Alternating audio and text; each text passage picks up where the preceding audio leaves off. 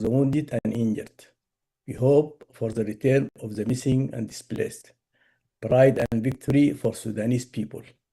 Before I pass it to Ms. Miriam, yes, I would like to mention that in addition to the Zoom, the talk is being broadcasted on the other platform, Facebook, Clubhouse, دعم الثورة, المصطبة العجيبة, within the Sudanese American platform on the X Twitter, منصة X Twitter, معنا Mr.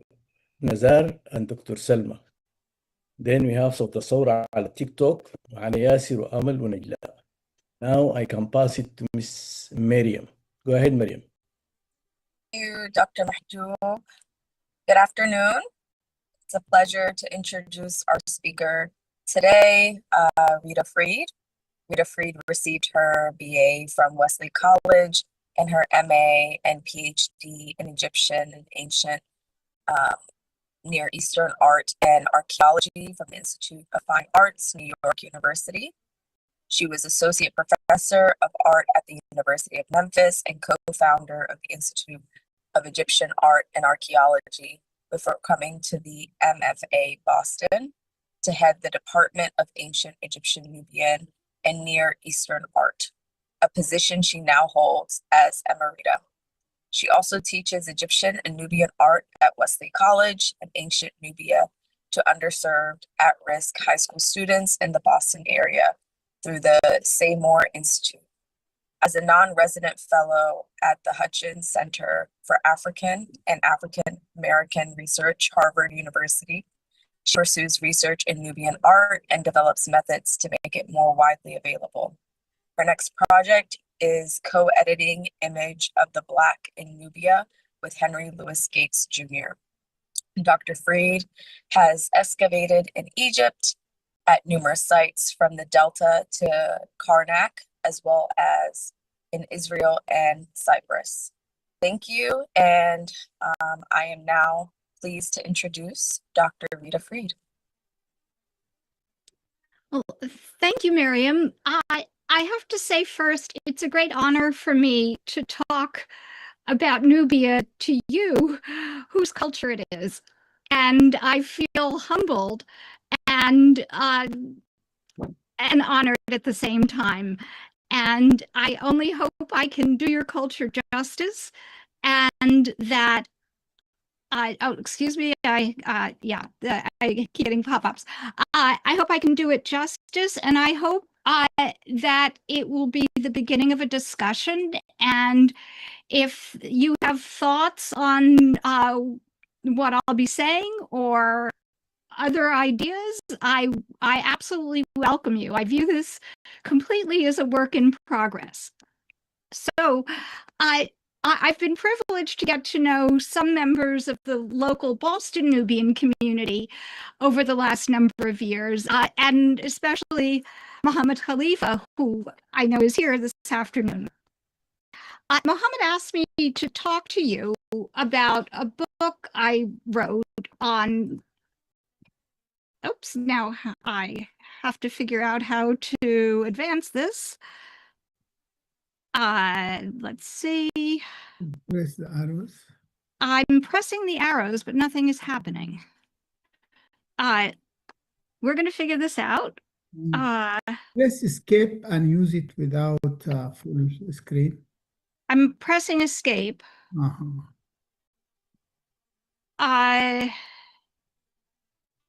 Let's see more. Nope. Well, I have for sure. Let me try. I'm open to suggestion.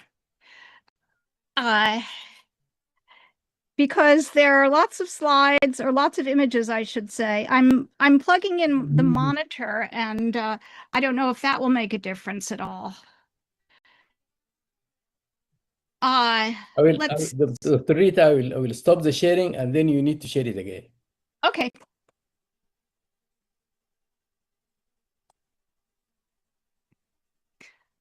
All right.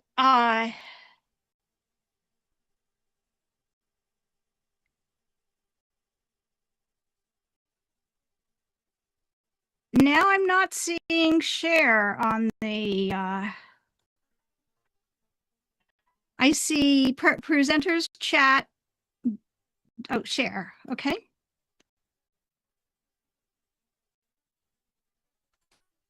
How is that? Can you see? Yeah. Yeah, it's fine. There we go. Done. Okay, thank you. I'm glad there are people who are more tech savvy than I. Mohammed asked me to talk to you just after my book on ancient Nubian art came out, which is a couple of months ago. And he asked me to tell you how I came to write this book.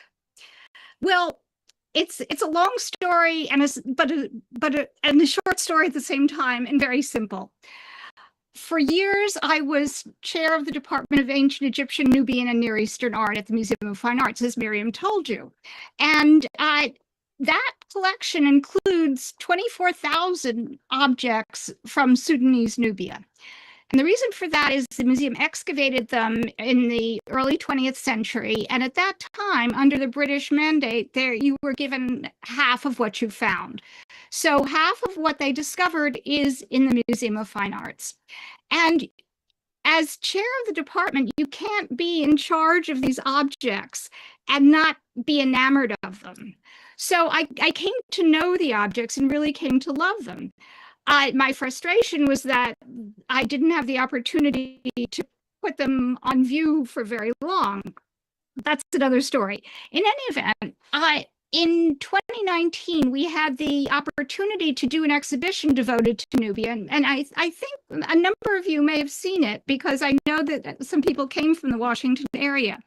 It was called Ancient Nubia Now. And it was in the course of that exhibition, as I was taking people through and just seeing their delight in discovering these objects for the first time, that I really thought I left the museum during the pandemic, and I realized, I left the museum in part because I realized that I could make a bigger difference in doing something else.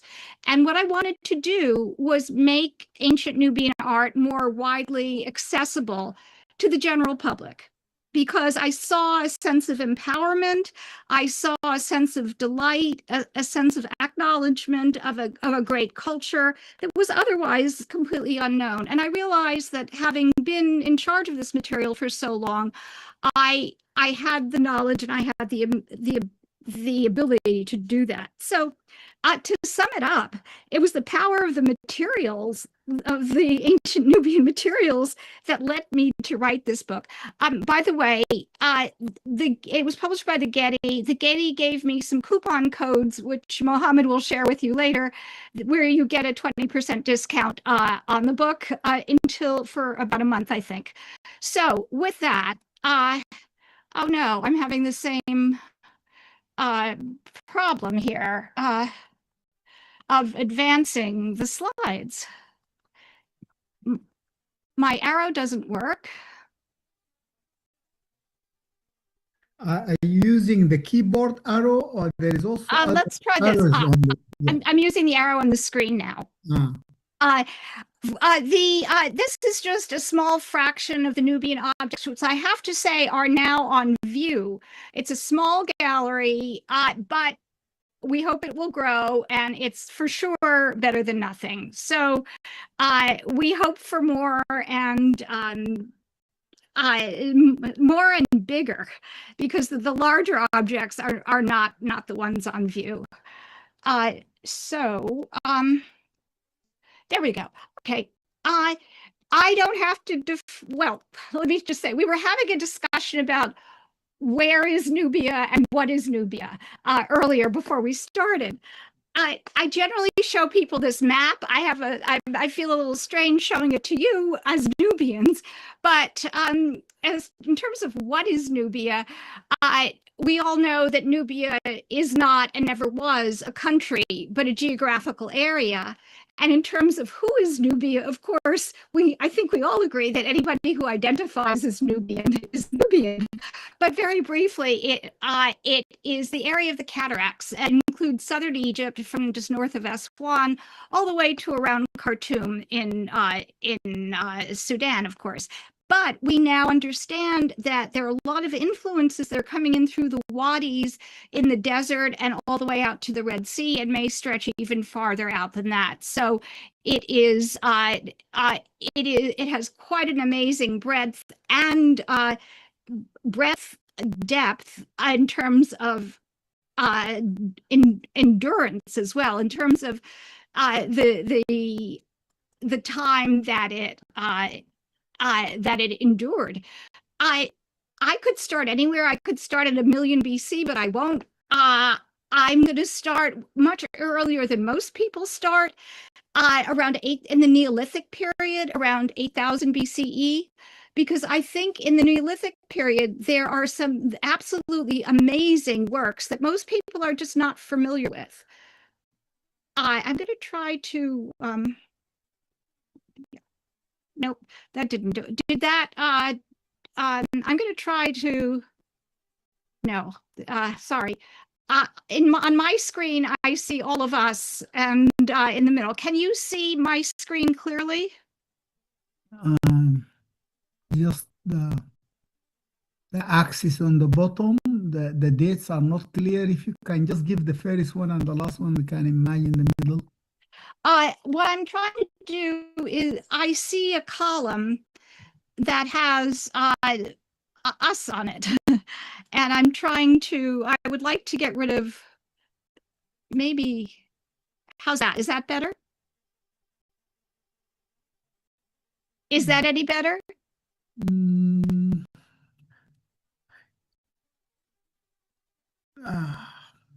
The same almost. It's just if you can read it, that will be good. The view you see, we don't see it. Whatever you have on your screen is not the same. We see the presentation and we see your picture on the side. We don't see the column on the top. You don't see, oh, you see just the screen with the presentation, yes. Well, according to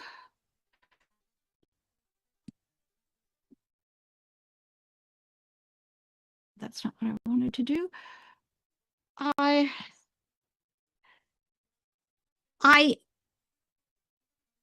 This is not advancing it. I'm not advancing it. It's advancing, it's changing. Yeah. Oh, okay. So we'll start here. I think this is about the best I can do. Are you looking at a beautiful black pot with incised decoration? Yes. Perfect. Okay, we're on. So I'm going to start in the Neolithic period, a period that really kind of gets ignored, but I think around, this pot is around maybe around 5,000 BCE. I think some of the most sophisticated work produced anywhere in the world at this time was produced in Nubia. And it's not only at one site, but it's basically Sudanese Nubia and all the way around Khartoum to also around Kerma and so forth, various sites. So what I'm going to do is just first take you through the basic period. So we have the beginnings here, a time when you get impermanent housing, you get pottery, you get these solar calendars like here at Nopta Playa, and then very rapidly move on to another culture that you may have heard called the A group, from about 3,800 to 2,900 BCE, located basically between the first and second cataracts, all underwater now thanks to the Aswan High Dam, alas. But there was a considerable amount of excavation, so we have a lot of material, including some material that hints at the southern origins of Egyptian dynastic culture, or at least the shared origins of the ideas of kingship, because this incense burner, which is uniquely a Nubian object, has iconography or symbols on it that we later associate with Egyptian kingship. So I think that's a very interesting area of research right now, and I think we're going to hear a lot more soon. Area as the A group that is between the first and second cataracts. We're moving on in time. and fascinating pottery, just amazing stuff. And then we go to the traditional empires of Nubia that you've all heard of, I'm sure. The Empire of Kerma, Napata, and Merowe in chronological order, and also, interestingly, in order from north to south. And I'll be talking briefly about those. Of course, the Kerma Empire with the famous Defufa, 1,000,000 mud bricks. The Kerma Empire lasted for about 1,000 years and even challenged Egypt. And oops, let me go back. They built, it was a planned city. They built administrative buildings, palaces, both rectangular and circular. And also, there were funerary rituals. There are about 40,000 tombs there, which some of which are as large as football fields. And there were rituals conducted in structures like this chapel. And I show you this, and I show you the marching lion, because you have to imagine on either side of this chapel, there was a giant faience lion. So when you walked into the chapel, you were walking between lions. So definitely a sense of power and control there.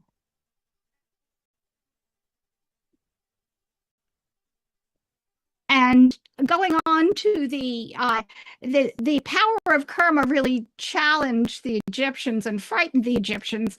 So the Egyptians invaded when they had some strong warrior kings, and they were there for about 500 years.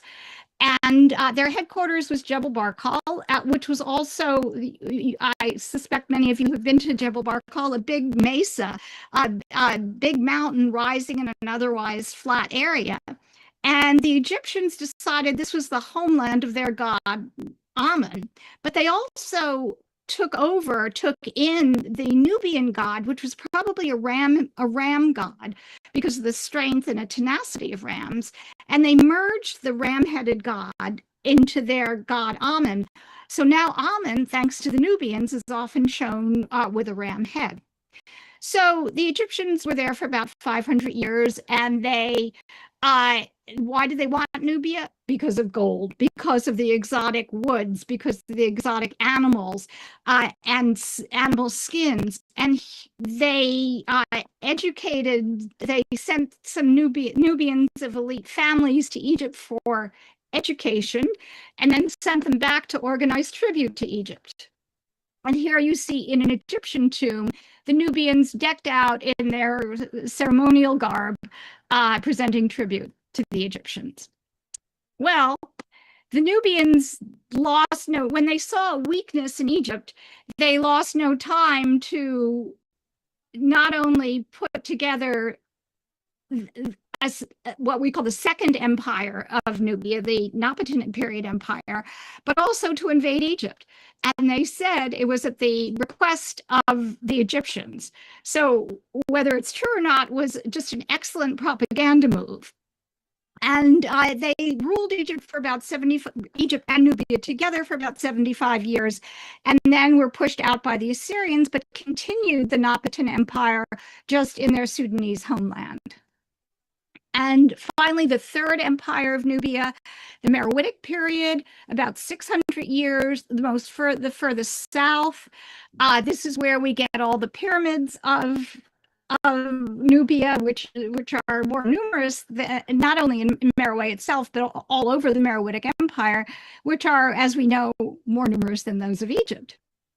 So what I want to do for the bulk of this lecture is talk not about the history, but what I saw and see as just a few of the key characteristics of Nubian art. What makes Nubia traditionally, when Nubia was excavated, many excavators thought of it as a bastardized echo of what Egypt was about. They didn't recognize or give credit to the individuality of the Nubian material and Nubian culture. And what I want to do for the rest of the lecture is to talk to you about that individuality. And I selected 3 categories, and you see them on the screen: creativity, the power of women, and resilience. So I'm going to talk about these characteristics seen through the objects for the rest of the lecture. So we'll start with creativity. Some of the most creative objects in my mind are the earliest. Some of the most creative and some of the most sophisticated are the earliest. Now, so I mentioned this is about, like the other ceramic, is about 5,000 BCE, so about 7,000 years old. You have to just close your eyes and imagine some chieftain holding this vessel aloft in the middle, holding it through its waist, and pouring some liquid libation over in a shrine or over a tomb or whatever. Because this is performance art. It's not only the vessel itself, but it's also how it was used. And looking at the vessel itself, you see that the shape with that wonderful flaring rim is also echoed in the decoration. So, for example, the rim forms a triangle. And if you look inside the vessel, you see triangles incised inside. And on the outside of the vessel, also triangles incised outside. The artist has given you exactly where you should hold it by leaving a vacant band, and then it takes your eye down to the bottom, which is also completely decorated. I cannot imagine how long this took to do, or this one, which is in its own, which is equally sophisticated, simple shape, but yet they've mixed here the curvilinear shape of the bowl with the very rectilinear geometric shape of the incised linear decoration. It's absolutely amazing that to do this. And if you think this is easy, try it. These vessels, by the way, are all made by hand. The potter's wheel doesn't exist at this point and anywhere. And they were either made by pressing into the ground or through the coil method, and then maybe with a fishbone or comb-like implement. But try it sometime to get the decoration this perfect. It's for me, it was impossible, and for my students also. So other examples of creativity, particularly in ceramics, but not exclusively. First, the combination of black and red is just a very strong, powerful statement. And then in the C group, there are hardly 2 pots that are the same in terms of this decoration. And the bowl is the characteristic shape. It's simple, but the decoration is almost always all over, and it's all different. As I said, no 2 are alike. But interestingly enough, as one of my students showed me, there are mathematical formulas that will explain this decoration. So I don't think that they were aware of it, but they were instinctively following these mathematical rules. So moving on to the first empire, the Empire of Kerma. I also love of pottery. How else could you get these eggshell thin, beautiful shapes? And I'm looking at the vessel on the right, flaring rim, the beautiful shiny black and red with that ashy layer in the middle. And these were funerary vessels for the most part, although we do find them in settlements as well. They were put in multiples in tombs and sometimes stacked together. Well, one artist had the idea, why make 7 if you can just make 1? So he made 1 vessel to look like it was 7. And it's really pretty impractical because it would not stand on its own, but that, so what? That didn't matter to him. I don't know if it was a sense of humor or a bit of laziness, but it doesn't matter. It's just really a clever thing to do. And also in the Kerma Empire, there is a unique and wonderful sense of understanding of animals, and animals of all sorts. What you have on the left is an ostrich chick, and you can see that it's trying to fly. You see those little tiny wings up top, and ostriches only have small wings, and that big bulk of the body that it's trying to lift off the ground.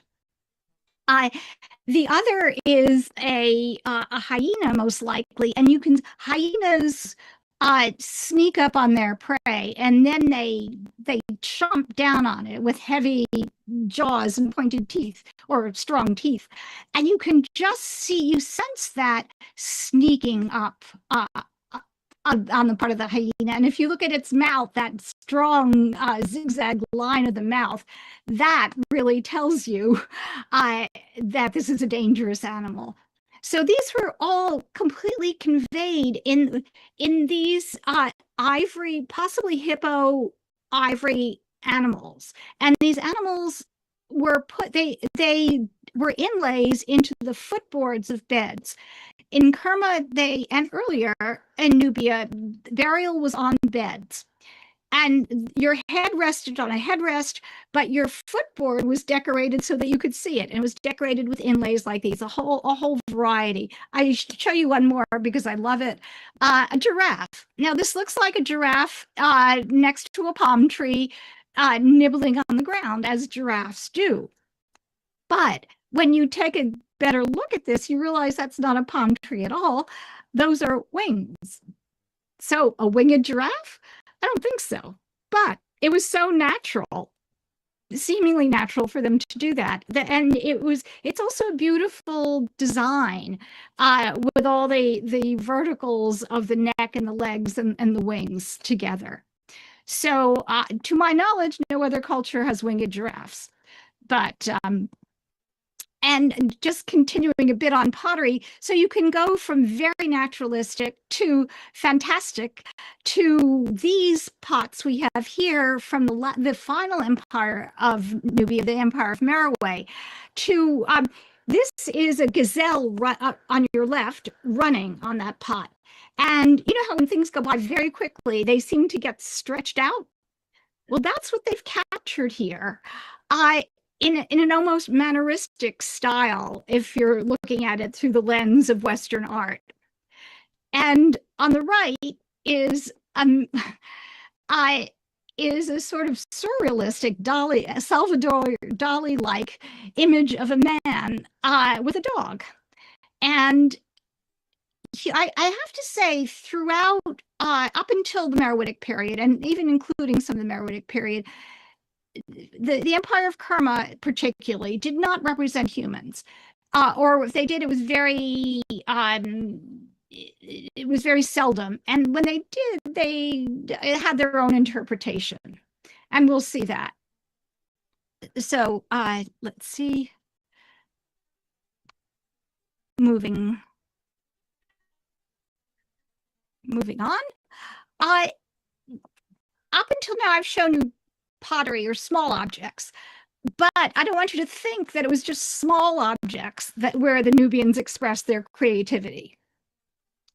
In the Second Empire, the Empire of Napata, when the Nubians were in control of Egypt, particularly under King Taharqa, Taharqa was one of Egypt's greatest builders and Nubia's greatest builders. And he was a great warrior and a great statesman, moved and ruled the empire from Egypt as the Nubians discovered they had to. What we're looking at on the left is the Karnak Temple, the greatest Egyptian temple, the largest, the most powerful, all dedicated to Amun, which was now the Nubian god as well. And what you're looking at is the entrance to Karnak. You're looking at one of 4 entrances. And what Taharqa did was to make Karnak his own temple. You see one soaring column left out of a total of 10 that were there originally. What Taharqa did was to add his own entry or porch to Karnak on each of the 4 sides. So east, west, north, and south entries to Karnak had Taharqa's gateway. And it was filled with his statues, his name, his obelisks, his image. So what that meant is that again, I have a challenge in moving the images. Let's try that. Nope. There. What that meant is that when the image of Amun came out of the temple, and the image of Amun came out on festival days, and the public this was the only opportunity the public had to see the image of the god. The image of the god traveled on a boat. On land, it was on the shoulders of priests. And on the left, you see a reconstruction of Taharka's gateway, so that the first and the last image people had of the god Amun was through Taharka's gateway. So Taharka's stamp was on this throughout. And I'm going to end the creativity part with possibly my favorite object, which is just, I think, the epitome of creativity. And it's also characteristic of the way the Nubians were not blind to what was around them. They knew about what the Egyptian artists were doing. They just took what they needed and left the rest. So, for example, this is what we call an alabastron. It's made of alabaster. And alabaster occurs in Egypt, but not in Nubia. And it's a popular shape of vessel, occurs throughout the Mediterranean. But particularly, it was used for ungans and so forth. So I'm going to guess that this vessel was made in Egypt just as a plain white vessel, shipped to Nubia. The Nubians recognized that it was an interesting stone and added their own stamp to it. So what did they do? They added a metal collar and rim. That is a base of gold with silver cloisons or little cells. Let's see, right here. And in those, and you can see it better here, in those they put it colorful enamel. And the love of color is another aspect that really characterizes Nubian culture throughout. So the enamel unfortunately hasn't survived, although you can see some of the intricate wire work. And then up top from the rim, they soldered very finely braided wire. And from that wire hung these little teardrop-shaped petals of carnelian, amazonite, and a meteoric stone. So a stone from a meteor that they found. So this is absolutely unique. Nothing like it exists. And it's Nubian. And it's actually on view in the Museum of Fine Arts should you come up there. So another aspect that pervades Nubian culture from the beginning, as far as we know, up until the end of the Meroitic period, is the reverence for and power of women. And that manifests itself in a number of different ways. So, for example, we have what looks like a lot of beads made, and the beads are made of ostrich eggshells. Somebody, poor soul, counted them at one point and came up with around 1,000. That's a lot of ostrich eggshell beads, and I'll tell you why.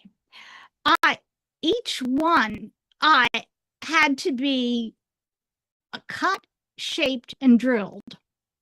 And a modern artist tried to I don't know if he was an artist or a scholar, tried to reproduce this. And it took him per bead 7 to 10 minutes. So if you multiply that out, that is a solid month of 40-hour weeks to make this string of beads. So clearly the person who owned this had power and wealth. And the person who owned this was a woman. It looks like a necklace, but it was found around her head, either as a hairnet or a diadem of some sort. And another way we can tell power is placement, location. So in another cemetery, we found a large grave of a woman surrounded by 10 smaller graves. So clearly she was a head of a clan, or perhaps a magician, or an important figure in her culture. So I have to go back apparently to go forward, but there. So we get from these early times a certain number of always female fertility figurines. So clearly women's role in perpetuating the culture, the clan, was of primary importance. And here they're letting you know this by what is accentuated here. Obviously the hips and buttocks, outlined by what might be body paint or tattoo here, incised lines. The breasts, the slightly swollen belly, which tells you that she might be pregnant. And what is not important is the head, as you can see. The legs aren't that important either, nor are the arms, other than to support the breasts. So there are these fertility figurines, by the way, are found in graves of women, not men, and there are no male fertility figurines that we know of, especially from this early period. So if these fertility figurines aren't enough to convince you of the power of women, this sort of outright display of voluptuousness and power, at which her body, her hips, her breasts, emphasized by those wings suspended by her arms. And if that's not enough, she's also got rearing cobras, deadly cobras, on her shoulders. And if this woman isn't enough by her size and the space she takes up to convince you, well, then a similar figure, but with the head of a lioness, should do it. And that's what we have here. So this is from Nubia's Second Empire. These are large, 3 or 4 inches tall amulets. Each one a fantastic combination of images. Almost the more, the merrier. So what could be more powerful than a single woman? Well, here, a group of women. They're incised on a pot with their bodies reduced to triangles, tiny waists, extended hips, all geometrically done, and they're dancing across the pot. And you sense their movement even in the way the incised lines on the bodies are in a zigzag. So this whole thing is just a quavering bit of motion. Again, what's not that important is the heads. They are there. They're balls on top of poles. But they also, in their decoration of the rim, they ran right over the heads, which is interesting because it, first of all, tells us the rim decoration was done last, but also hints at what was important here. So this bowl is unique. I don't know where it is. It was found by an Indian expedition during the salvage campaign for the Aswan High Dam. So it's not only on pottery and small objects, but queens as well were depicted so that they took up room, they took up space, they were voluptuous. None of these thin, waspy women that or feather light women from Egypt. These were women with substance. And you can see that here with Queen Amani Malel from the Sudan National Museum. Okay. And moving on to the Meroitic period. The Meroitic period is where we really see the power of women. And we see it in multiple different ways. First of all, women were queens, kandakes and kores, and you know that word, I'm sure. So they were ruling queens in their own right. Sometimes they ruled with their sons, sometimes they ruled on their own. And as you see here with Queen Amanitore, who is the mother of Natakamani, who you'll see in a minute, she is taking up space. She is large. She is a fighter. And as you see on the other side of the pylon of this temple at Naga, the Amun temple at Naga, I'm sorry, the lion temple at Naga, you see here her son. She, if anything, takes up more space than he does, but she also is in a role that traditionally in Egypt, only men are shown doing. So she is smiting prisoners. She's carrying weapons. She's got her hand upraised with a sword. Another sword is upright. She's got a lion underneath her, just like her son Natakamani. And on the back of that temple is another really interesting and creative image. So not only is she shown doing the same things that a king does, but also she has the same access to the gods that a male would. So in the middle, you see the lion-headed god Apetamak, whose temple this is. To the right, he has 2 arms and a head, the lion-headed god. To the right, 2 arms and a head face Natakamani, the young king. But to the left, 2 arms and a head face Amanatore, the queen mother, who is, was equally powerful. And this is, normally gods don't have 4 arms. This god also had not 2, but 3 heads, the front of which has been broken off. It's difficult to see. The light is never right, so that's why I show you this line drawing. This is possibly a very early example of animation. I don't know, with the heads going back and forth, but it's very clever. And of course, if gold and jewelry is any indication of power, then Queen Amani Shaketo had it all. Because here, Queen Amani Shaketo had 250 gold and silver baubles in her tomb. They were found by a guy named Ferlini in the early 19th century, and they're divided now between Munich and Berlin. But if you look at this beautiful enamel inlay, the beautiful design of this hinged bracelet, and try to imagine that she had 5 pairs of these. So matching pairs, possibly all worn at the same time along her arms.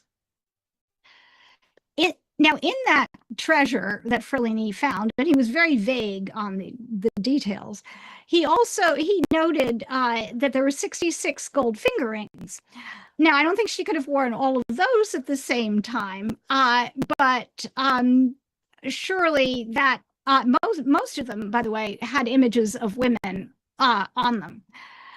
And finally, Amani Shaketo was serenaded to her tomb by 6 pairs of alloy or reed pipes, like simple pan pipes, except they weren't simple.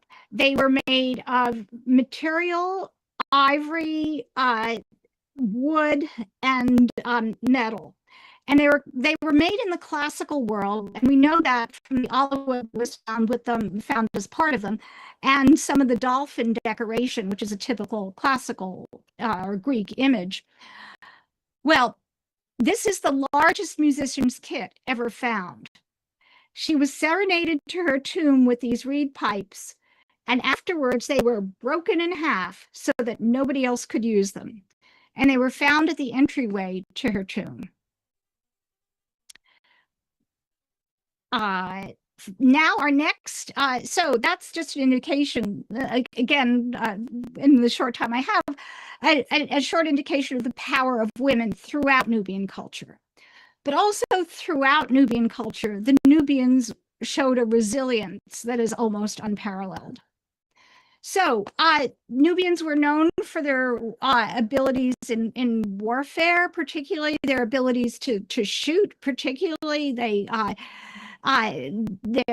were hunters in Nubia, and they were brought up to Egypt. They were invited to Egypt as mercenaries, and not only came, but also at times settled there, like this man, Henu, who's shown on this Egyptian monument, Egyptian-style stela that was found in his tomb in Egypt.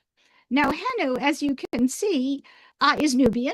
He's got he flaunts it. He's got a Nubian fox tail in the front, which is a Nubian dress. His skin is dark, and he happens to be married to an Egyptian wife whose skin is yellow, whose proportions are the skinny Egyptian proportions. Interestingly enough, his children, shown here, his daughter is wearing a Nubian-style long skirt. His son is wearing that same foxtail and that has little tufted Nubian hair and a feather. And their skin color is dark. So his identity, the identity that he maintained even in Egypt, was the identity of a Nubian. So that's what mattered to him. Now, during that period of Egyptian occupation that lasted for 500 years, it was, as I mentioned, the Egyptians came, and how they coerced, I don't know, but they sent the sons of elite Nubian families to Egypt for their education, or more properly, indoctrination, with the idea that they were supposed to return to Nubia and send tribute, like I showed you before. Well, some didn't return, like Maher Perry. Maher Perry apparently was too valuable to the Egyptian administration, so he stayed in Egypt, where he became fan bearer of the king, a very high position, and also was buried in Egypt in the Valley of the Kings, which was a site really reserved for kings and their families, except for Maher Perry. Now, this is Maher Perry in his Book of the Dead, Egyptian funerary literature. And you can see there is no doubt in your mind that he is Nubian. He is black-skinned. He wears, not in this image particularly, but in another image from the papyrus, he wears Nubian-style jewelry and Nubian-style hair. And he has, in his tomb, this very fine gazelle skin loincloth. Leather working was something the Nubians perfected. The Egyptians, not really, because it wasn't their medium. So this gazelle skin goat skin loincloth, goat or gazelle skin loincloth, was Maher Perry took to his tomb in Valley of Kings with him. So he too maintained his Nubian identity. It was the most important thing to him in death, even though he was buried in Egypt. So, and today, when we think of the sense of bright colors and animation, we think of Nubia. This is a henna party. When we think, this, by the way, is Sinar, which is not properly Nubia, but you see that same combination of round and rectangular houses. And thanks to my colleague, Stuart Tyson Smith, who pointed out that in this 19th century Muslim cemetery, you have a low mound of rocks or a tumulus, and you have offering bowls, which are very similar. That low mound of rocks is what mark graves in the First Empire of Nubia, and offering bowls mark graves frequently. So this is something that was carried over. And my Nubian friends in Boston tell me that something that you all know better than I do, that the Nubians are the only Islamic culture that carry a body today to the grave on a bed. And the bed is, of course, a uniquely ancient Nubian phenomenon. So, even in their art,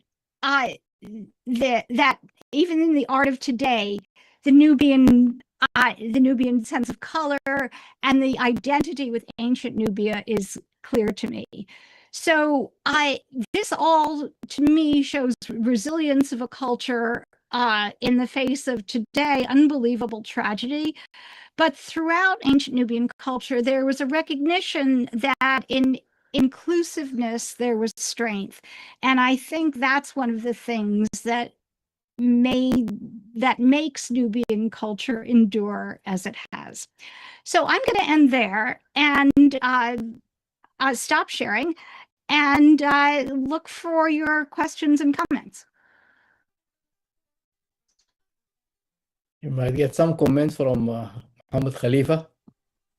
Yeah, really, thank you so much. This is wonderful. And as one of the participants here said, it's breathtaking. Really, thank you so much on the way you displayed the whole art.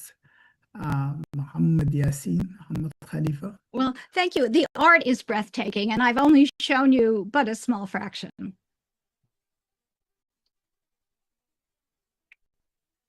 we'll keep announcing about the book, which is shown here on your shelves at the back. Yes. Art. I couldn't resist. Yeah. It's So really a beautiful book. what I wanted was a book that was well illustrated, and there are about 250 illustrations in it. And I wanted a book that was not for academics. I wanted it to be something that was accessible, written in an accessible language, so anybody could pick it up without a deep-seated knowledge of history or anything in particular, but enjoy the story of ancient Nubia. Thank you. Mohammed Yassin, are you ready to comment? شكرا دياب. And thank you again, Bedilmarfا, for hosting such enlightenment, and you continue. I don't think I have a lot to say after this broad presentation, which took us through art and actually told me personally that art is the best registration of history. And I think the Nubian managed to do so, although we're still trying to decipher our neurotic language, but I'm quite sure we will come to that at the end of our goals, because they wrote a lot about history. But the good thing, they made through sculptures and through art, and they did register their history. And I like the presentation because it was really wide, and it emphasized that the Nubian were always went through wealth, power, and creativity, but not just any creativity. It's a perfection of creativity. And this is beautiful, actually, to hear it from Rita. When did we meet, me and Rita? We met, me and Rita, years ago. I can't tell you when, but we met at the Harvard Museum. They were a project, and we met, and we were sharing some discussions, and then I got an invitation for lunch at the Museum of Fine Art in Boston. And I went there, I talked to Rita, and we went downstairs to the museum, and she showed me some of the unfortunately buried Nubian antiquity in the basement. And we spoke about how can we make it, present it to the people. And the idea was approved by the museum, and because we told the museum that we have Nubian around the museum, and luckily we really have Nubian, Sudanese Nubian, living on the surrounding area of the museum. So we brought them in, we showed them through Rita and the museum administration, and they all asked the very one question: why can't you show it? So the museum, through hard work, we did present few of them, by the way. Rita spoke about more than 24,000 pieces in the basement, but we showed about 400, if I'm not mistaken, Rita. And the museum was well visited at that time.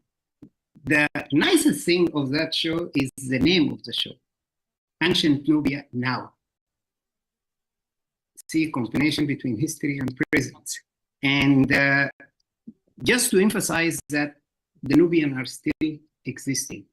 The Nubian are still living in the same area where they were born and they live, despite the isolation, despite the forced migration that's happening to them. And they are still producing and living the same Nubian style, maybe with a little bit of modernity, but they are still there. Now,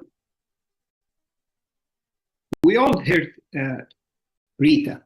And Rita, during the last 3 years as a senior fellow, non-resident fellow actually, at the Hutchinson Center at Harvard, managed to elaborate with others and spread the word about the Nubian. I think she held several events at the Harvard Hutchinson Center, and she's still actually still there, and I'm quite sure she'll still contribute more and tonight. But from all of that, I learned to know, or come to know, that Rita lived style of life, despite her Egyptology background. But she is actually right now working in a very two projects, delicate project. The first one is Nubitology science. We are trying to have a career and teaching Nubian styles. The second project is not just for those who are in college, it's for those who are in public school still. And through her, we are trying to Nubian culture into schools, especially schools with minority of, or with more African American, so we can tell them that Africa is a place where you should be proud that you came from.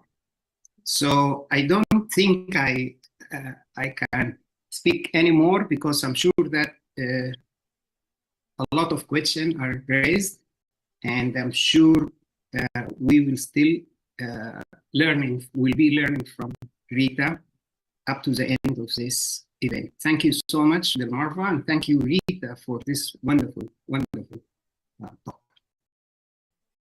Thank you so much, Dr. Muhammad Yassin. I think Nasir Fahmi is the first in order. Yes, can you hear me, guys? Yep. Okay. First, my name is Nubuntu Khalil. I had some technical issues to access the Zoom. That's why I get it through my friend Nadir. So he is also attending with me the wonderful lecture that we had from Dr. Rita. So thank you very much, Dr. Rita, for your rich and inspiring lecture on the Nubian art. On behalf of the Nubian community here in the US, I'm also a humble scholar and a founder of the Nubian Language Society. I'm a linguist, but I'm very interested in the lecture. I truly enjoyed your presentation and appreciated the depth of your knowledge and the richness of your knowledge that you show through the lecture, and the way you highlighted the artistic achievements, and of course the cultural significance of ancient Nubia, which we understand also does not entrap into specific regions within the contemporary Sudan and Egypt, but it's also sort of all over the regions. And this is our message that we proclaim here, that Nubia is beyond the borders that we believe. And we, for sure, most of the Sudanese should be proud of this Nubian ancient identity, and all what's being presented is really fascinating. And for me personally, this is a memorable lecture that I will remember. It's been a while being disconnected from learning such lectures. I have one question for you, Professor. In your opinion, what is the most distinctive artistic feature? Because you highlighted some of the artistic feature within different times or periods of Nubia through the history. So what makes Nubian art more unique when you compare it to the neighboring rival civilization, say Egypt, ancient Kemet or Egypt? And how do you see this uniqueness evolve over time? Maybe this is a broad question, I know, but I just need a brief. I have another personal question for my research. You link Nubia to womenism. And from my understanding, maybe can we also make it more precise to address motherhood or maternalism? Or it's just general womenism? And you know, the difference is unique or is distinctive between the two terms. Thank you very much for the opportunity and for the lecture, and for the organizers and for my brother Mohammed.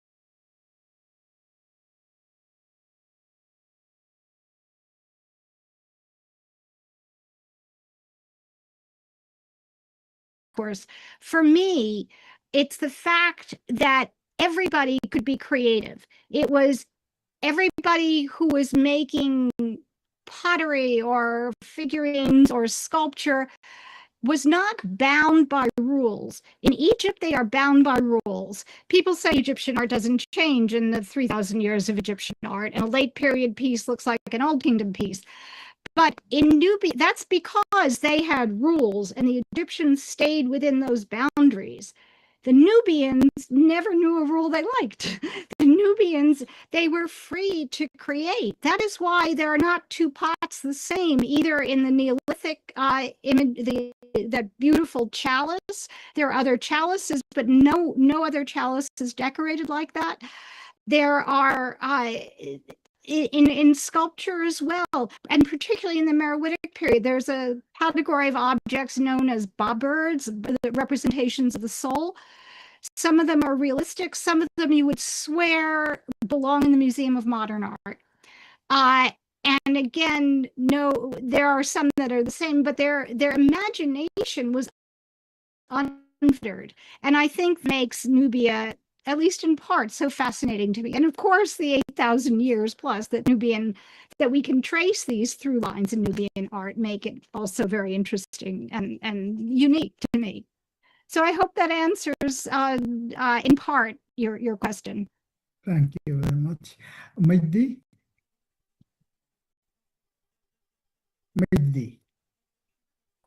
السلام عليكم Thanks, Rita, for your fancy slides. I really enjoyed the presentation.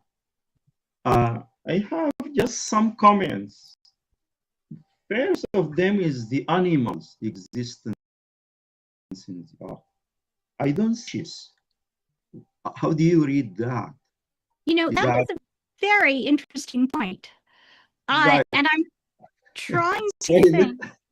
If I can finish my points, Oh, probably okay, we sure. can connect them together in one answer. Right. And I know you are just relying on one kind of art that you can follow or see in archaeology. Also, I wanted to ask about musical instruments. Okay, maybe you don't have access to music, but there is instruments as well.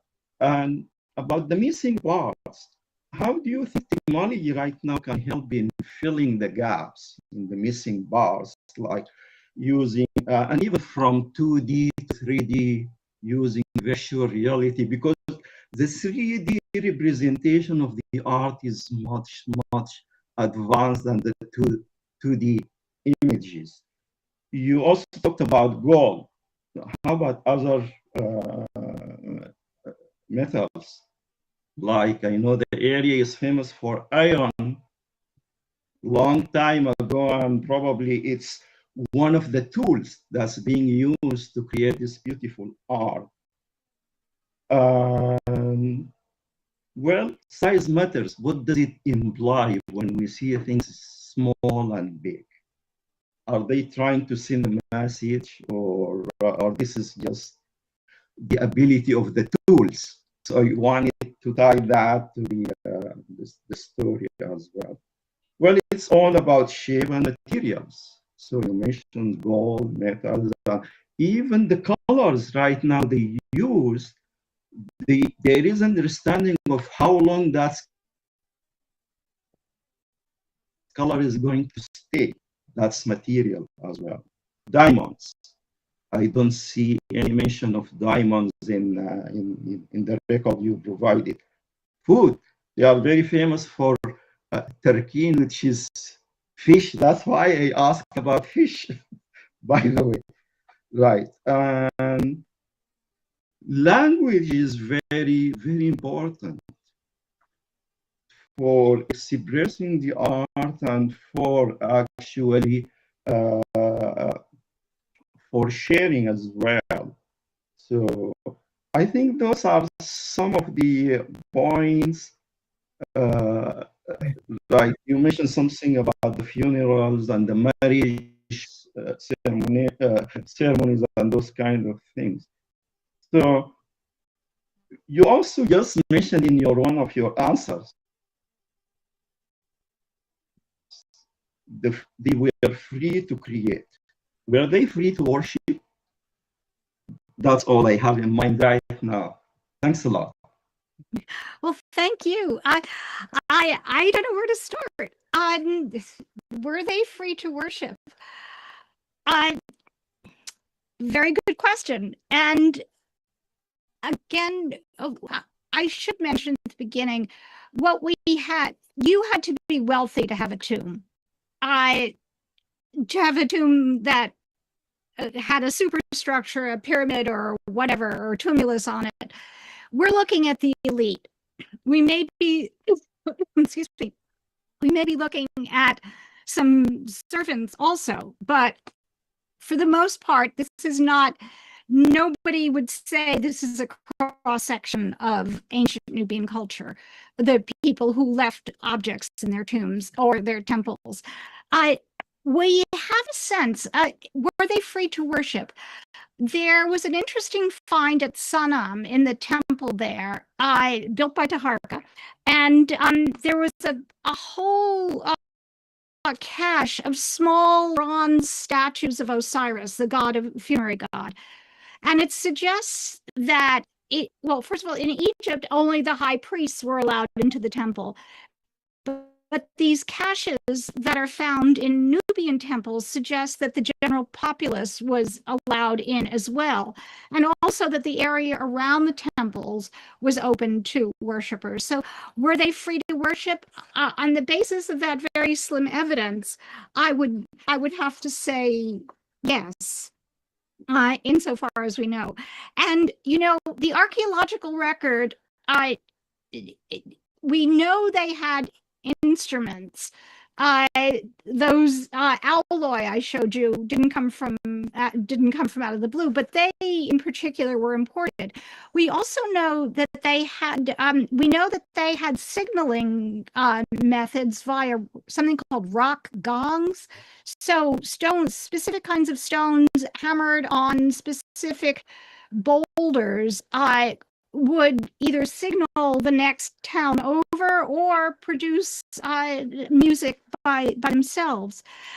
What we don't have is musical notation. And I'm not sure we have a lot of the many instruments that must have existed based on what we have in representations in temples in particular, like the temple at Sanam, where people are playing stringed instruments as well.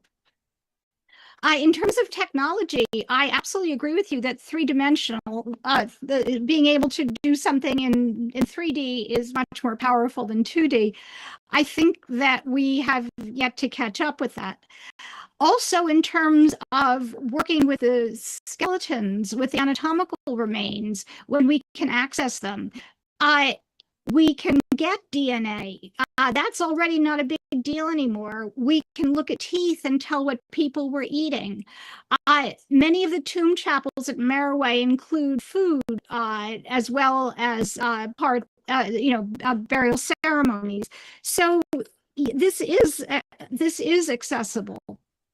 And you brought up a very interesting point with fish. To my knowledge, fish are not represented, and I cannot tell you why. Surely fish were eaten. We have fishing hooks or harpoons for catching fish. It would have been a natural.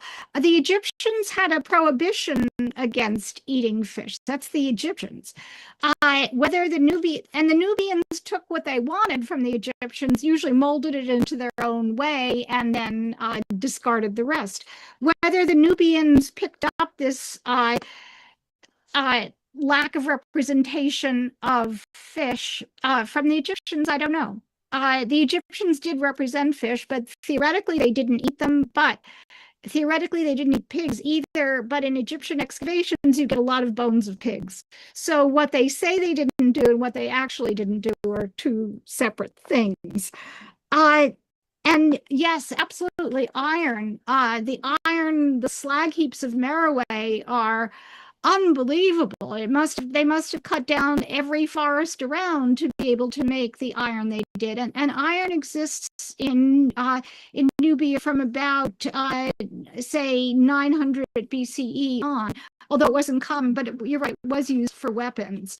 And there are occasional statues in iron too. And the big question is, where did the industry go? Was it passed along to other places in Africa? But an amazing metalworking industry. And certainly, well, gold is a lot easier to work with, of course, than iron. And certainly their expertise in gold working is unparalleled. And also there too, they used Egyptian imagery, but molded it but made it into something else, so that the overall meaning, the overall image might be recognizable to an Egyptian, but the meaning wouldn't be. And they had unique kinds of objects as well, like decorations of their foreheads as well. So if you can add a little bit about diamonds and glass. I know glass wasn't there, but how about diamonds? To my knowledge, there are no diamonds found in ancient Nubia or any mines around. And some of you may know more than I do about that. And in terms of glass, they did make glass, particularly in the Meroitic period, but they also imported it. And the very fancy glass was probably imported from Alexandria in Egypt. Glass was not something, I think the Nubians really, they knew how to glaze stones, which is something really special because normally you have to heat a stone to glaze it, to put a color on it. And normally when you heat a stone, it fractures, it just explodes. But they figured out how a way to heat it so that the glaze adhered. And they also invent techniques of enamel work that aren't known elsewhere earlier. So they were, and again, I think it was the color that was so fascinating that they were so hungry for. But no diamonds that I know of. Interesting. Thanks a lot. Yeah, can I add something a little? Yeah. Rita, in the sense of the use of the technology, I think you invited at the museum a German missionary, and they came to and presented a beautiful presentation at the museum. Well attended, actually, I remember. And they presented their use of the AIs and the 3Ds, and even they go into 4Ds. And it was wonderful, actually. They brought us beautiful shape from underneath the ground, and they made reality. So that is there. So it's there, and I'm sure now everybody is using the AI. I think we can develop better just to help us on exhibiting more and give us an idea what we are exhibiting, because there is still a lot of treasure under or beneath the desert and along the river banks to be seen. Yeah. Thank you, Muhammad. Dr. Suleiman Baldu. شكرا جزيلا. I would start by thanking Professor فريد for this work, for shining a spotlight on ancient Nubian art. I see a follow-up is needed in the form of again the resilience of Nubian art by reflecting how modern art in Sudan is really influenced by ancient Nubian art. I see this in the works of Al-Salahi, of a lot of artists, they come to mind who are not from necessarily Nubian background. The Shahatu, is very much influenced in all his arts, and Hassan, of course, and so on. And it's not only in in paintings or architecture. Architecture is an important dimension of that.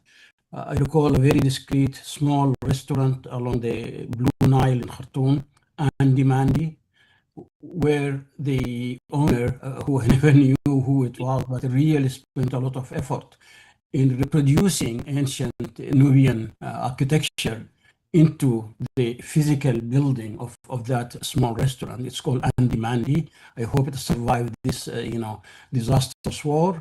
The outside verandas were, like temples from that period. There is an event, a small event hall, which was, had a dome built, according to the style of that period.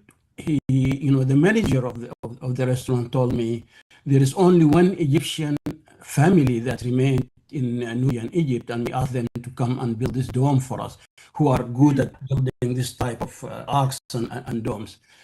And this thing wasn't, announced in any tourist book or anything. Of course, the mere Nubians, that's the story. But, there is this attachment to the carryover from 8,000 years ago into today of this art. It's a very vibrant art today, and I wish there would be a follow-up talk at, Bedilmarfa about modern Nubian art and, Nubian art surviving in modern Sudanese art, its architecture, its, all forms of plastic art and so on. Thank you again, and I hope to see this happening. Shukran. Thank you so much. We'll adopt the suggestion. Definitely, there will be some follow-up on that. Hassan ibn Auf. Thank you very much, Rita, Farid. I love you. And I wonder, do you speak a little of Nubian languages? I wish. I need Mohammed to teach me. Okay, I have the good news for you. Maybe in about a week from today, I will be hosting a website where people can go and learn Nubian languages. And did you ever visit Sudan? Yes, I've been there 3 times. Once early on before the road was built, and that was for me. My first time was absolutely magic. Because there were no cars, no trace of other humans, just the monuments and wild animals. And by humans, I mean humans in cars. There were certainly villages and people wearing traditional clothes. It was just a completely memorable occasion, and we slept in tents, and that was fine. And it was this last 2 times, there were roads. Of course, it made it a lot easier to get around. For me, Sudan was just on the cusp of welcoming a big tourist industry, accumulating wealth when this horrible war happened.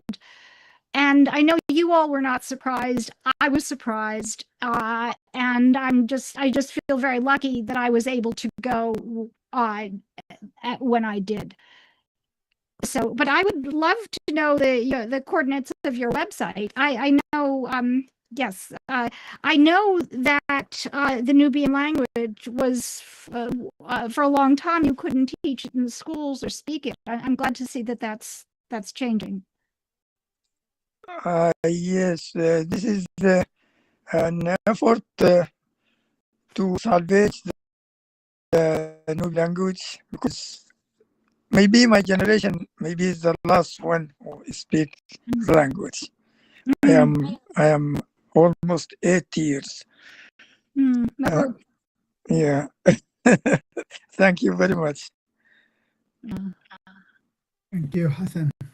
And there was a comment on the chat from Umar Zain, but I don't find it again. I wanted there was a comment or question. Chat, Tad, do you remember there was can you access that question on the chat? Any questions? So there's one from Muhammad Al-Ghazi too. Yes, can you? Muhammad Al-Ghazi, 1 second. Yeah. Muhammad Al-Ghazi, he's just thanking the group for the talk, and he's thanking Dr. Rita.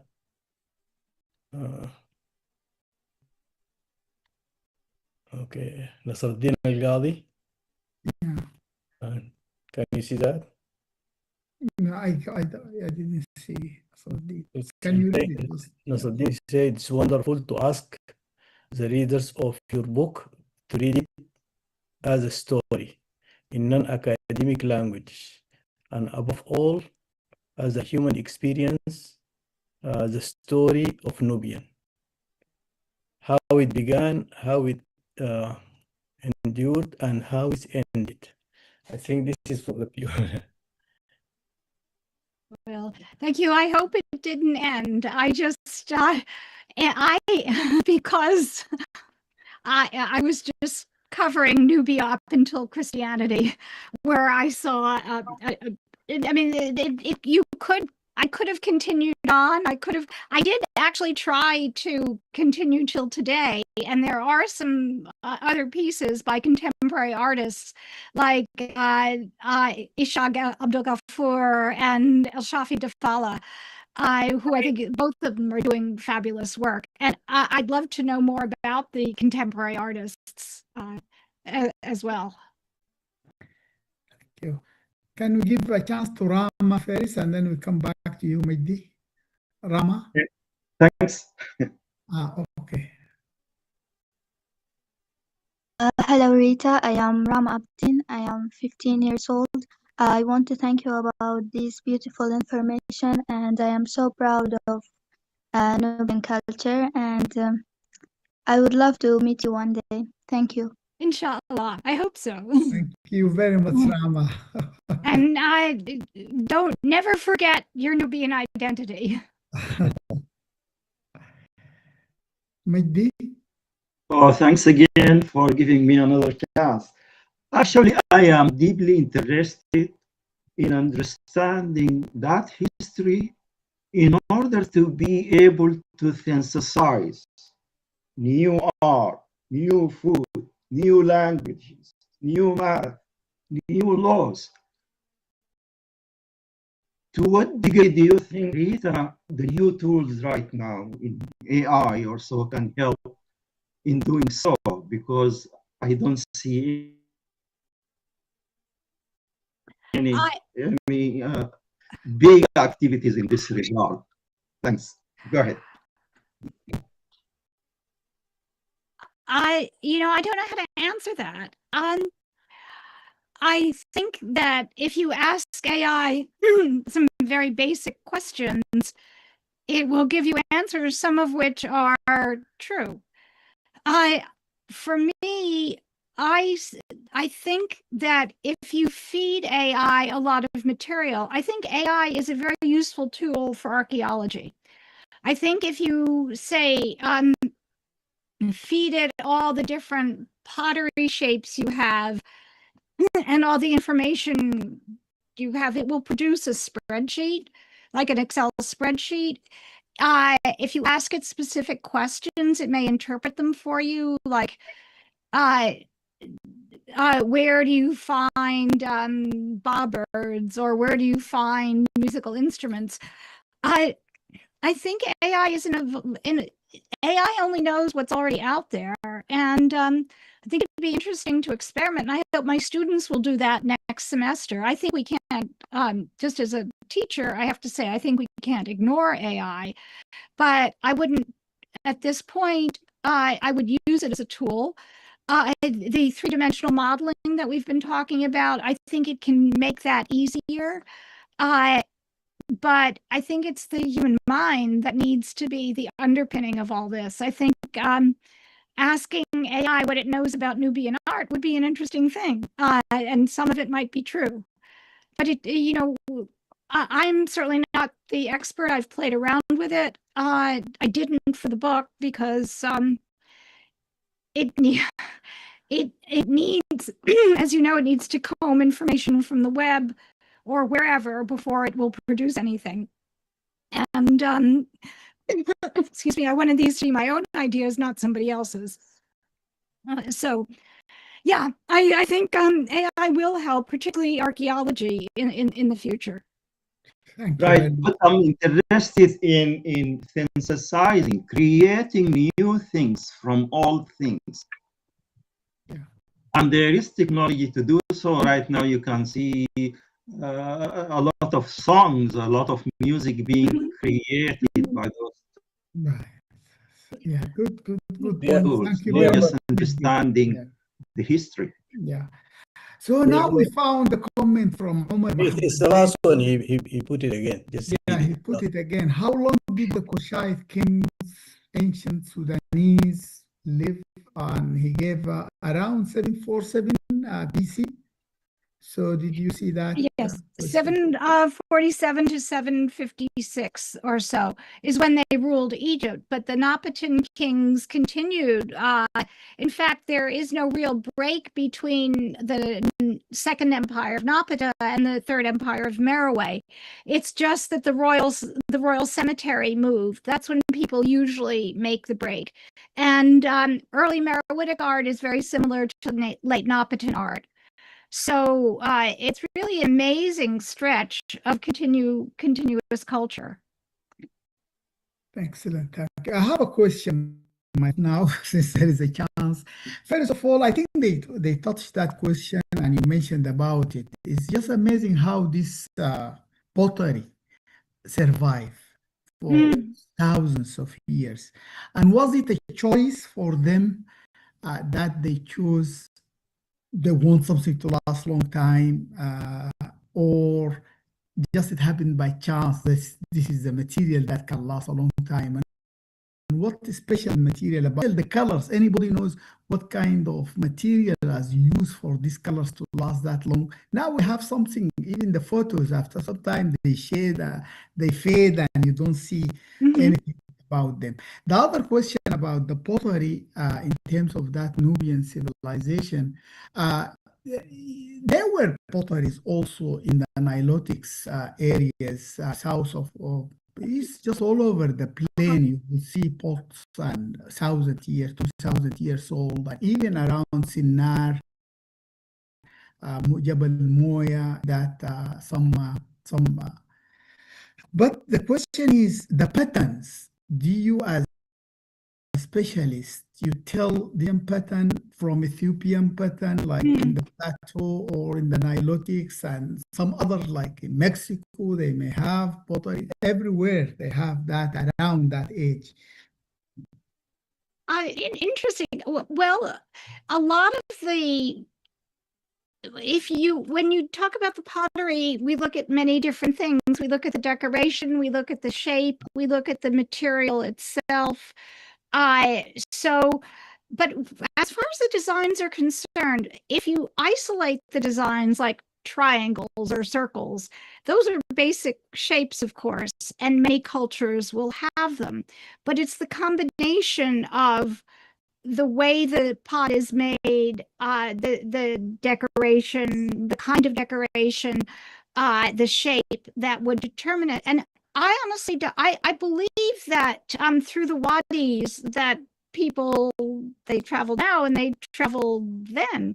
And I think there are a lot of, I don't know Ethiopian or Eritrean pottery, or even Red Sea pottery well enough myself to draw any conclusions. I think Libya would also be a possibility.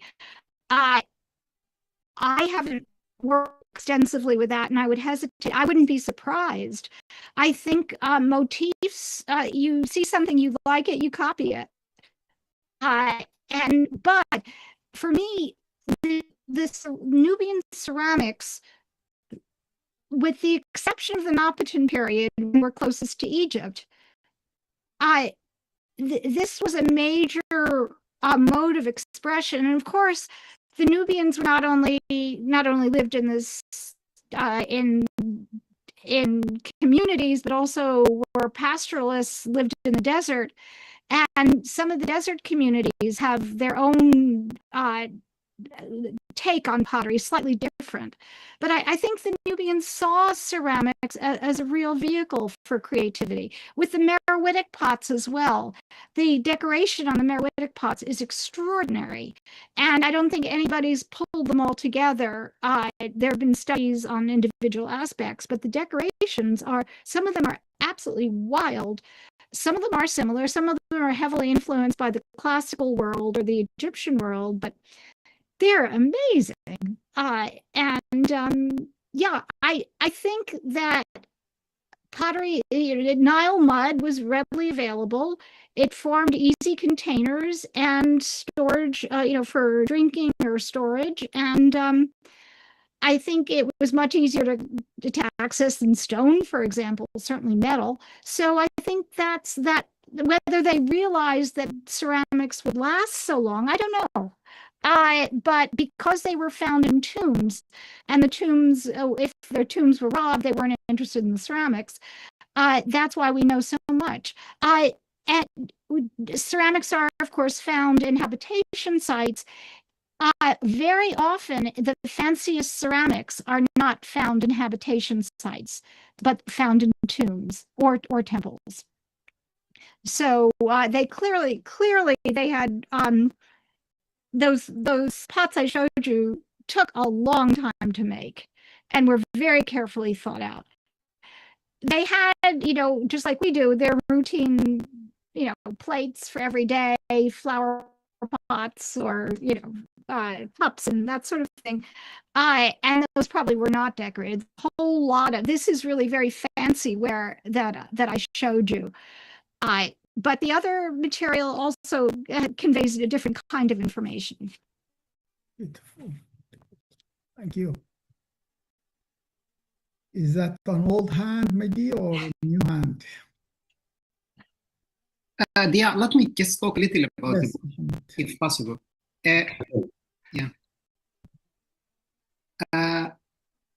Yes, this is a book actually, and I'm glad that I was one of the maybe first to get it with beautiful, signature of Rita, if you can see it. I don't know how to do this in the computer, but as you can see, it's a square book.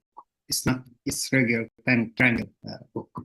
And the book was published by Getty. Getty is one of the best, platform of pictures around the world, and they are the best to produce pictures to all agencies and cultural platforms, and they are really amazing actually. And I'm glad that they did publish. I mean, that Rita chose to use them to publish this beautiful. We have put the link for Yes. Getty. Also, I saw Omar Mohammed Zain has put the Amazon link where you can buy the book. But Getty can give you the discount. Yeah. It is a 20% discount actually from Getty. And thank you again, Rita. We got that yesterday, but it's really beautiful actually to do so.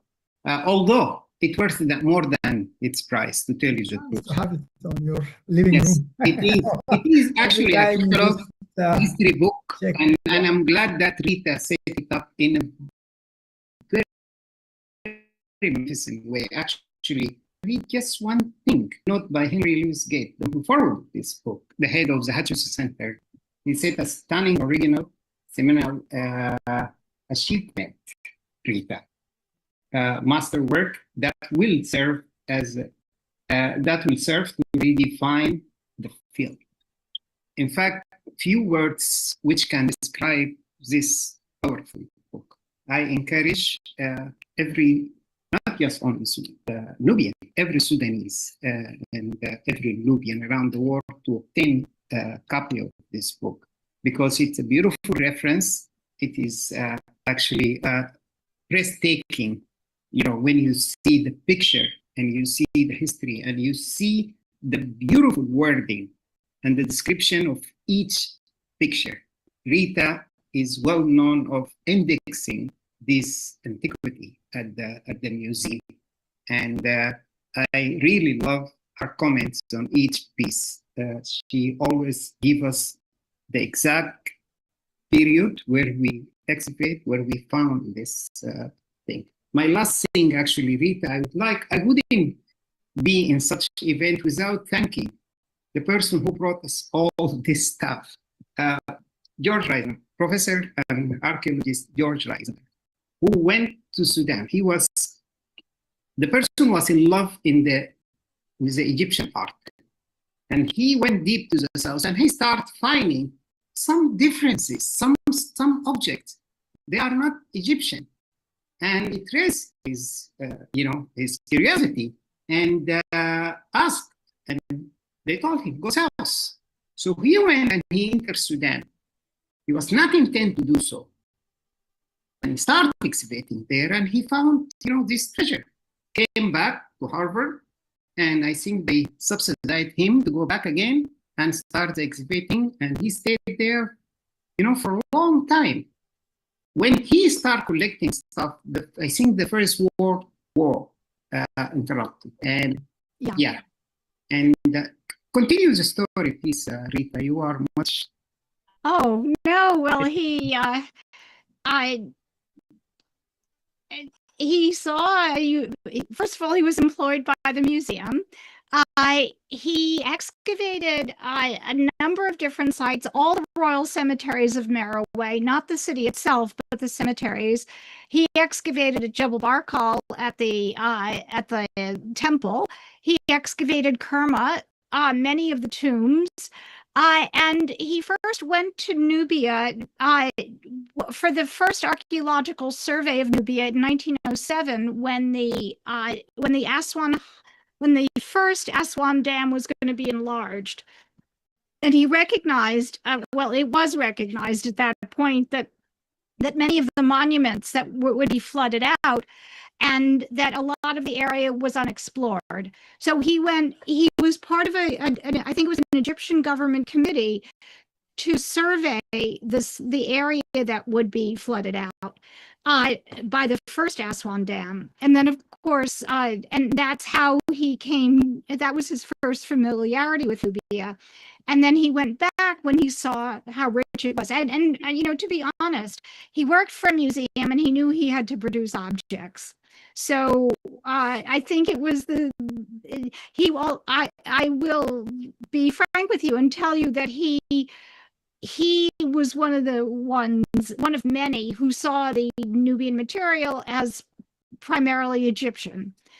But the fact is, he excavated it and preserved it and kept excellent records. So we still have the original records in the museum, and much of the material is completely published in a fabulous series of books called The Royal Cemeteries of Kush and the Second Cataract Forts. These are the forts between the first and second cataracts, and they're available online for free downloads. So if you want to see the excavations, they were published by the museum under the authorship of Dow's Dunham, primarily, one of his assistants.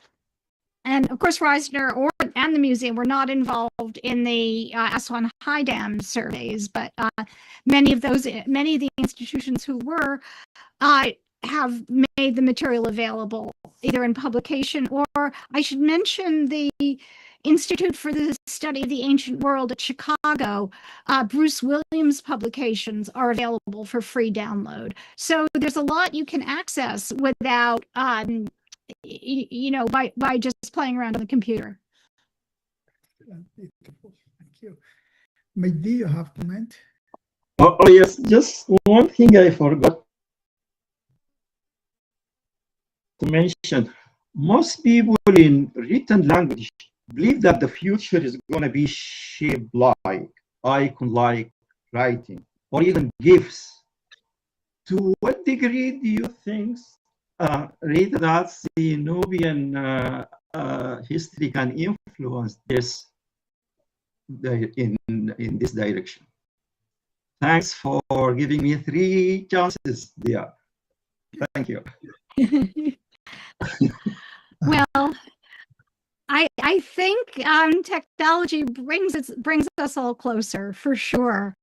And I think, you know, as long as you continue to have groups like this and express your opinions and make them known beyond the groups, Nubia will be represented. I think it's up to, particularly for the ancient material, I think the more museums that get the material out. I know the Museum of Fine Arts has plans to expand their very small Nubian gallery, but I will say the material is available at mfa.org under collections, so they have a very good website. And Chicago as well, and the University of Pennsylvania also have, at least in the US, have premier Nubian collections. And of course, you know, the British Museum, Berlin, Munich, and I'm sure I've forgotten something. There are museums in England also that have some Nubian material through the Egypt Exploration Society. There you find Meroitic pots in places. Liverpool actually has a good collection of Nubian material. Thanks. Any more questions? Taj, is there any other questions on the other I don't see. Yeah, okay. Really nice, so nice. Thank you so much, Rita. We took you for a long time, actually, but we like to have some concluding remarks and way forward also. Okay, thank you. Thank you all, guys, for the wonderful presentation and discussion. Thanks, Majdi. Thank you, Dr. Rita, فريد, for the great talk. I would like to thank Dr. Muhammad Khalifa. He is the one who's suggesting and inviting Dr. Rita to present.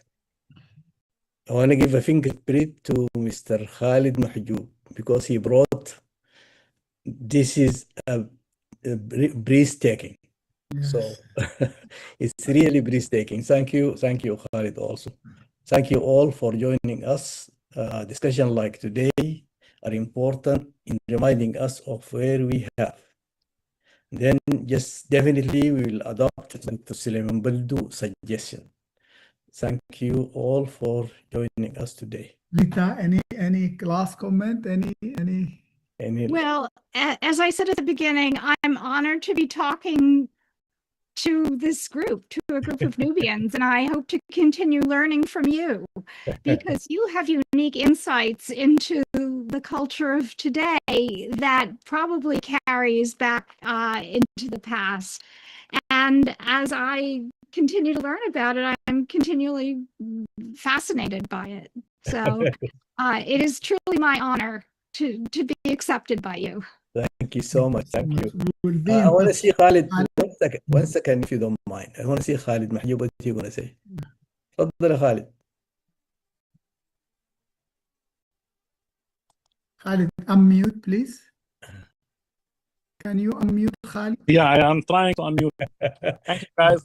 Salam, everybody. Okay, real quick. I know you guys closed the thing, and I won't take too long. It seems like it's breathtaking, to be honest. That I get the honor of the way. So all the rights of, but it took too long already. I don't want to take too much from the time of you guys. But it seems like I missed the first couple of minutes. If let me start by saying I'm talking to you, Dr. Rita, as Nubian American, quote unquote. So if who happen to live in New Jersey, so for whatever reason, if I'm in Boston at any given time, can I see those breathtaking fine arts you presented? I mean, is there any timing? Is there any website that's to reserve a ticket or anything? What you can, well, first of all, I left the museum basically to write the book. And I have no, other than an emeritus status, I have no control over the material anymore, unfortunately. I believe, first of all, there is the small Nubia gallery with some Shawab and some other things. And that's open to everybody.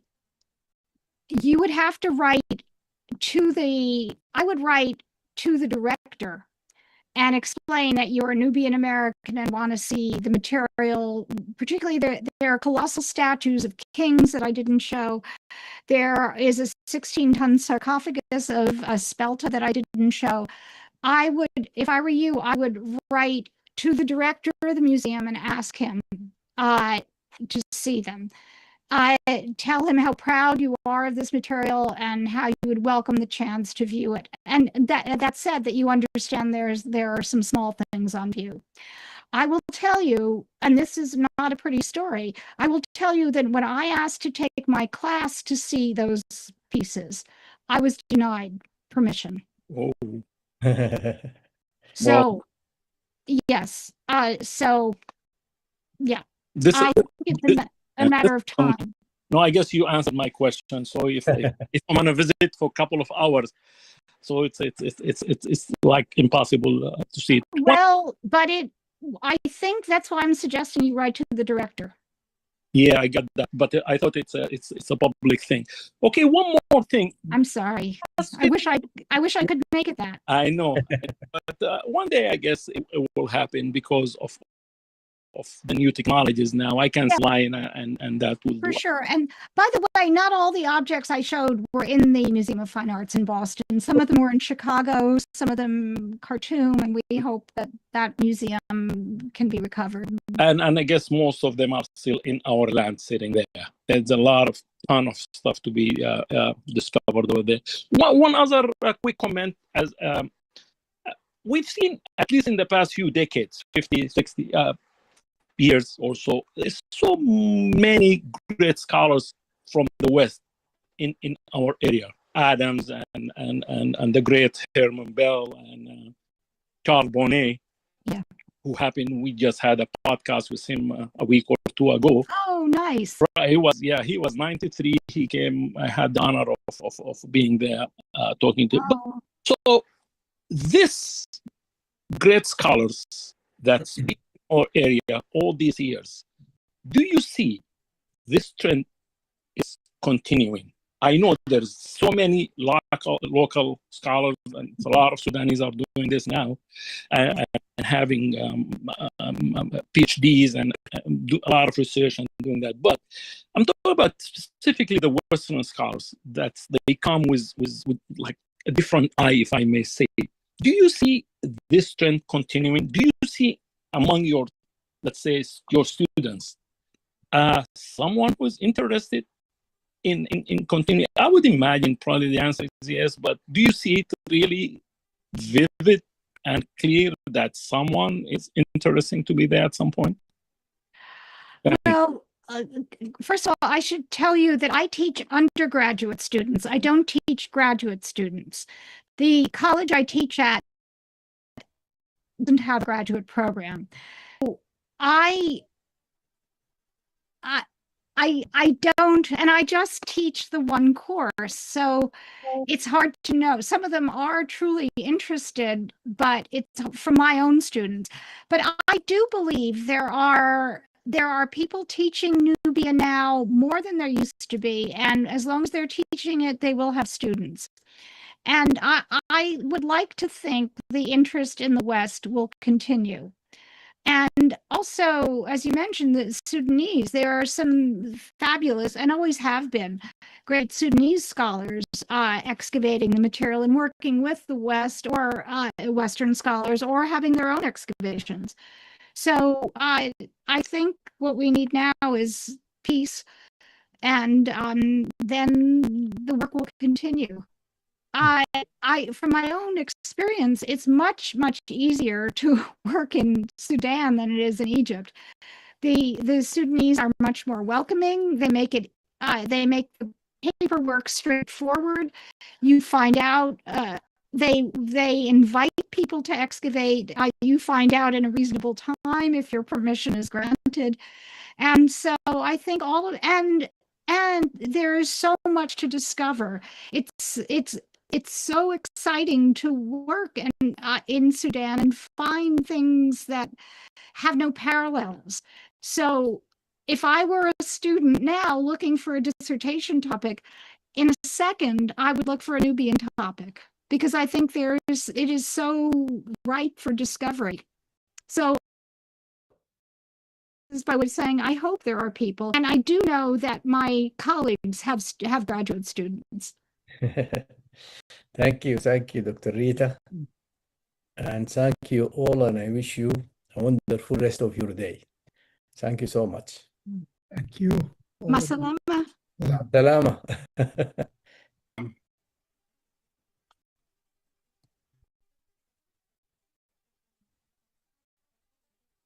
The recording has stopped.